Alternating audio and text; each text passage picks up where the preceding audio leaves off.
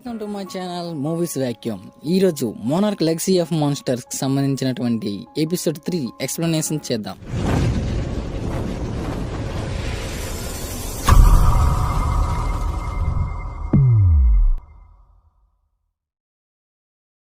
ఈ episode name వచ్చేసి secrets and lights. Second episode లో ఓల్డ్ వెర్షన్ లీసాతో మాట్లాడుతున్న కేట్ మే కెంటారో దగ్గర మొదలవుతుంది. వారిని సీసీ కెమెరాలో ఎవరో అబ్జర్వ్ చేస్తూ ఉంటారు. ఇంతలో కెంటారో మా ఫాదర్ ని ఎలా అయినా కనిపెట్టాలి అని అంటాడు. దానికి నేను కూడా అని షా చెబుతాడు. ఇంతలో మే మీరు ఎందుకు హిరోషిని కనిపెట్టాలి అనుకుంటున్నారు అని అడుగుతుంది. ఎందుకంటే అతను నా కొడుకు కంటే ఎక్కువ అని షా చెబుతాడు. ఇంతలో కేట్ వచ్చి ఇది చాలా క్రేజీగా ఉంది, మీరు మా ఫాదర్ ని కనిపెట్టడంలో ఎందుకు ఇంత ఎగ్జైట్ ఫీల్ అవుతున్నారు అని అడుగుతుంది. అప్పుడు సా క్రేజీనా, దేనికంటే క్రేజీ, మీ ఫాదర్ దాచిన సీక్రెట్ ఫైల్స్ కంటేనా, లేక మీకు చెప్పకుండా ఉంటున్న సేఫ్ ప్లేస్ కంటేనా, లేక సీక్రెట్ బ్రదర్ కంటేనా అని అడుగుతాడు. దాంతో కే సైలెంట్ అయిపోతుంది. తర్వాత వాళ్ళు తమని క్యాచ్ చేయడానికి వచ్చిన వారి నుండి తప్పించుకుంటారు. ఇక్కడ షా కార్ ని ఎలా స్టార్ట్ చేయాలి అని అడుగుతాడు. దీన్ని బట్టి మనకు తెలిసింది ఏంటంటే షా చాలా కాలంగా ఇంప్రెజన్ లో ఉన్నట్లు మనకు అర్థమవుతుంది. ఆ తర్వాత సీన్ 1954 యంగ్ లీసా దగ్గరికి వెళ్తుంది. ఇక్కడ ఓల్డ్ లీసా ఫేస్ నుంచి యంగ్ లీసా ఫేస్ యొక్క ఫేస్ క్లిక్ అయ్యే సీన్ చాలా రియల్ గా ఉంటుంది. వీరిద్దరు రియల్ లైఫ్ లో కూడా ఫాదర్ అండ్ సన్ అవడం వల్లనే ఈ ఫేసెస్ అంత కరెక్ట్ గా మ్యాచ్ అయ్యాయి. అప్పుడు షా వారు కనిపెట్టిన దాని గురించి జనరల్ పాకెట్ కి చూపించాలనుకుంటారు. ఈ జనరల్ 1952 కి కల్నల్ గా ఉన్నారు.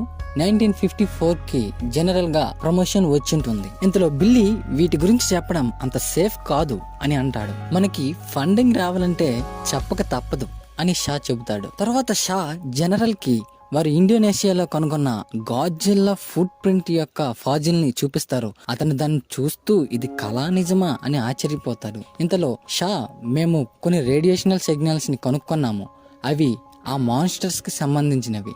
ఆ మాన్స్టర్స్ రేడియేషన్ ని ఎమిట్ చేస్తాయి, అలాగే అబ్జర్వ్ చేస్తాయి. వాటిని బయటకు తీసుకురావాలంటే మీరు మాకు 150 పౌండ్స్ యురేనియం ని ఇవ్వాలి అని అడుగుతాడు. కానీ అది జపాన్ పై వేసిన బాంబులో వాడిన దానికంటే చాలా ఎక్కువ. కానీ మేము దాన్ని ఎగ్జిస్టెన్స్ ని ప్రూవ్ చేయాలంటే మాకు అది చాలా అవసరం అని జనరల్ ని ఒప్పిస్తాడు. ఆ తర్వాత సీన్ ఓల్డ్ షా దగ్గరికి వెళ్తుంది. ఇక్కడ ఏదో జరుగుతుంది, హిరోషి దాన్ని కనిపెట్టక ముందే దాని గురించి తెలుసుకోవాలి అని అంటాడు. ఇంతలో మే నేను ఆ ఫైల్స్ ని డిజిటలైజ్ చేశాను అని అంటుంది. తర్వాత మే నీకు గూగుల్ అంటే ఏంటో తెలుసా అని అడుగుతుంది. నేనేమి ఒంటరివాడిని కాదు అని అంటాడు. ఈ సీన్ చూడడానికి కొంచెం ఫనీగా అనిపిస్తుంది. తర్వాత కెంటారో మా ఫాదర్ నిజంగానే మోనార్క్ కి పనిచేశారా అని అడిగినప్పుడు అదే మీ ఫ్యామిలీ బిజినెస్ అని అంటాడు షా. వెంటనే కేట్ నీకు మా ఫ్యామిలీ గురించి అన్నీ తెలుసు, కానీ నువ్వు దాస్తున్నావు అని కోపంతో కార్ దిగి బయటికి వస్తుంది. ఇప్పుడే మనకు తెలుస్తుంది ఏంటంటే వీళ్ళందరూ కారుతో పాటు ఒక షిప్ పై ఎక్కడికే వెళ్తున్నారు అని మనకి తెలుస్తుంది. మళ్ళీ సీన్ 1954 కి వెళ్తుంది. అక్కడ జనరల్ పాకెట్ గాడ్జిల్లాని చంపడానికి ఒక న్యూక్లియర్ బాంబ్ ని సిద్ధంగా ఉంచుతాడు. అది చూసి కేకో దాన్ని ఆపమని అంటుంది. వెంటనే షా అసలు మీరేం చేస్తున్నారు, నేను అడిగింది యురేనియం ని కానీ బాంబ్ రూపంలో కావాలని అడగలేదు అని అడుగుతాడు. కానీ మేము దీనిని గ్లోబల్ సెక్యూరిటీ కోసమే చేస్తున్నాం అని జనరల్ చెబుతాడు. దాంతో నీ స్థాయి ఏంటో నువ్వు చూసుకుని మాట్లాడు అని జనరల్ చెప్పడంతో షా ఏమీ చేయలేక తిరిగి వచ్చేస్తాడు. మళ్ళీ సీన్ ప్రెజెంట్ కి వస్తుంది. షిప్ లో ఉన్న మే ఎవరితోనో ఫోన్ లో మాట్లాడుతూ ఆ మొబైల్ ని సముద్రంలోకి విసిరేస్తుంది. తర్వాత షా ర్యాండాకి సంబంధించిన వీడియో ఫైల్స్ ని సముద్రంలోకి విసిరేయాలని అనుకుంటాడు. కానీ ఇంతలో కెంటారో అతను ఆపి మీరు ఎందుకు ఇలా చేస్తున్నారు, మా ఫాదర్ అలస్కాలో కనిపించకుండా పోయాడు, కానీ మనం కొరియా ఎందుకు వెళ్తున్నాం అని అడుగుతాడు. అప్పుడు షా నేను అలస్కాలో నా ఫ్రెండ్ ని హెల్ప్ చేయడానికి పిలిచాను, ఇంకా ఈ ఫైల్స్ యొక్క డిజిటల్ ఫైల్స్ మన దగ్గర ఉన్నాయి, నేను లేకుండా మీ ఫాదర్ ని మీరు కనిపెట్టగలరా అని అడుగుతాడు. అప్పుడు కెంటారో సైలెంట్ అయిపోయి అతనే ఆ ఫైల్స్ ని సముద్రంలోకి పడేస్తాడు. వారందరూ సౌత్ కొరియాలోని పోహాంగ్ సిటీకి వెళ్తారు. అక్కడ పోలీసులు వారిపై అనుమానంతో షాని అరెస్ట్ చేస్తారు. ఇంతలో షా యొక్క ఫ్రెండ్ పోలీస్ వేషంలో వచ్చి అరెస్ట్ చేసిన పోలీసుని కొట్టి వీరిని సేవ్ చేస్తాడు. తరువాత వీరిని తన కారులో తీసుకువెళ్తూ ఉంటాడు. ఆ తర్వాత టిమ్ దగ్గరికి తన పై ఆఫీసర్ అయిన వర్డ్గో వస్తుంది. ఆమె షా మరియు వారి దగ్గర ఉన్న ఫైల్స్ గురించి అడుగుతుంది. ఇంతలో జువాల్ కి కాల్ వస్తుంది. ఆ కాల్లో లీషా సౌత్ కొరియాలో ఉన్నట్టుగా చెబుతారు. వారిని ఎలాగైనా పట్టుకోవాలని వర్డ్గో జువెల్ కి చెబుతుంది. జువెల్ తనతో పాటు టిమ్ ని తీసుకువెళ్తుంది. ఇంతలో షా ఫ్రెండ్ జూహో వారందరినీ తన ప్లేన్ లో ఎక్కించుకుని తీసుకుపోతాడు. సీన్ మళ్ళీ 1954 కి వస్తుంది. ఇక్కడ చాలా మంది ఆర్మీ ఆఫీసర్స్ సముద్రం ఒడ్డున కూర్చొని చూస్తుంటారు. ఇంతలో జనరల్ పాకెట్ ఏర్పాటు చేసిన న్యూక్లియర్ బాంబ్ దారికి గాడ్జిల్లా వస్తుంది.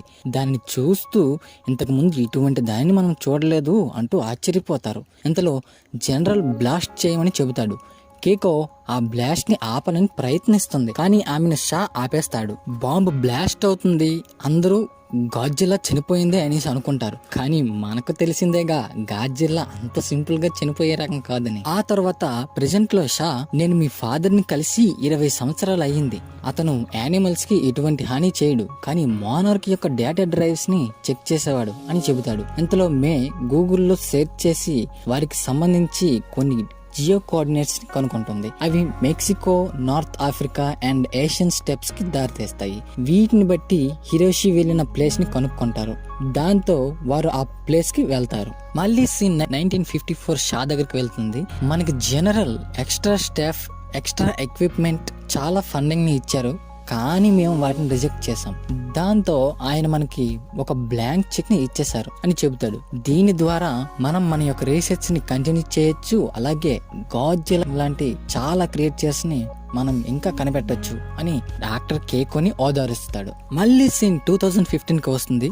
వారు ప్లేన్ తో ల్యాండ్ అవుతున్న సమయంలో క్లౌడ్స్ వలన వారికి ప్రాబ్లం వస్తుంది, కానీ సా దాన్ని హోల్డ్ చేసి జాగ్రత్తగా ఐస్ పై ల్యాండ్ అయ్యేటట్లు చేస్తాడు. అక్కడ ఐస్ పై వారికి కొన్ని ఏరోప్లేన్ పార్ట్స్ కనిపిస్తాయి. అవి హిరోషి యొక్క ప్లేన్ కి సంబంధించినవే అని దానిపై ఉన్న నెంబర్ బట్టి గుర్తుపడతారు. అక్కడే ఉన్న టెంట్ లోకి వెళ్లి అక్కడ ఉన్న వస్తువులను చూసి అతను ఇంకా బతికి ఉన్నాడని గుర్తిస్తారు. కానీ ఇంతలో జూహో ఆ విరిగిన ప్లేన్ ఎలా క్రాష్ అయ్యిందని అబ్జర్వ్ చేస్తూ ఉంటాడు. విరిగిన ప్లేన్ పై స్క్రాచెస్ ని చూసి దానిపై ఏదో దాడి చేసిందని గుర్తిస్తాడు. వెంటనే అక్కడ నుంచి వెళ్ళిపోవాలని చెప్పి ప్లేన్ ని స్టార్ట్ చేస్తాడు. కానీ అంతలోనే మంచులో నుండి ఒక పెద్ద మాన్స్టర్ వస్తుంది. దీని పేరు ఫ్రాస్ట్ వార్క్. అది ఏరోప్లేన్ పై అటాక్ చేసి దానిలో ఉన్న హీట్ అంతటిని అబ్జర్వ్ చేస్తుంది. అప్పుడు ప్లేన్ లో ఉన్న జోహో గడ్డ కట్టుకుని చనిపోతాడు. ఇక్కడితో ఈ ఎపిసోడ్ అయిపోతుంది.